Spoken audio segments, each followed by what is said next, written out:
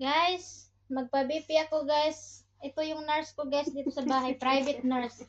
Ayaw magpakita guys. Kay private daw.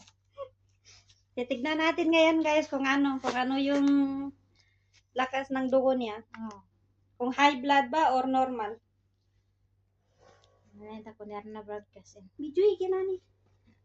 Paano magkakaroon?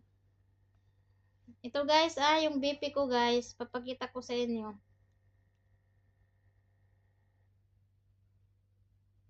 Sabi po kambala. Nakaman. Tingnan niyo guys. Wait lang. Kay inalwagan pa ng BP yung kamay ko.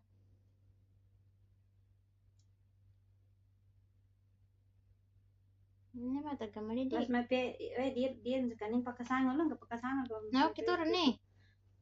Hinta ko. Yan guys, yan. Kita milay. Hala, 145/84 guys. Bakit? 145/84. Tingnan nyo guys, Tapos ang pulse niya is 81. 145 Hindi, over normal lang yan, 84. normal lang yan. Pag ang over umakyat sa 100, yan ang yan ang high blood. Pero pag 100 pababa, yan ang normal. Pero pag 100, ibig sabihin high blood ka.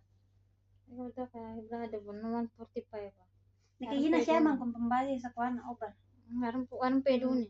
Ulo ko maputi na ni, 74, 84. Siya pambali. Ito pang kanay ba na kuma sa 100, natingga namba. Ay, namate! Tala. Di na high blood.